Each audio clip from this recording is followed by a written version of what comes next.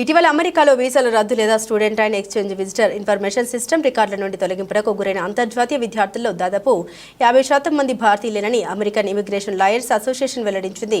ఇందుకు సంబంధించి విద్యార్థులు, న్యాయవాదులు, యూనివర్సిటీ ఉద్యోగుల నుండి 327 కేసు నివేదికలను ఈ సంఘం సేకరించింది.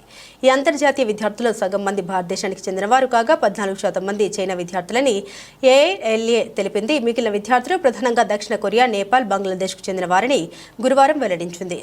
2023-2024లో అమెరికాలో చేరిన అంతర్జాతీయ విద్యార్థులు అత్యధికులు భారతీయులేనని మొత్తం 11,26,690 మంది అంతర్జాతీయ విద్యార్థుల్లో 3,31,602 మంది 29% భారతీయులేనని ఓపెన్ డోర్స్ డాటా పేర్కొంది. వీరి తర్వాత 2.77 లక్షల మందితో చైనా రెండవ స్థానంలో ఉంది. వీరిలో 50% మంది విద్యార్థులు ఆప్షనల్ ప్రాక్టికల్ ట్రైనింగ్ ఉన్నారని, అంటే వీరంతా గ్రాడ్యుయేషన్ పూర్తి చేసి అమెరికాలో ఉద్యోగాలు చేస్తున్నారని ఏఐఎల్ఏ తెలిపింది. F1 వీసాపై అమెరికాలో చదువుకుంటున్న అంతర్జాతీయ విద్యార్థులు 12 నెలలు పనిచేయవచ్చు. అదే STEM కోర్సులో విద్యార్థులైతే మరో 24 నెలలు తమ వీసాను పొడిగించుకోవచ్చు.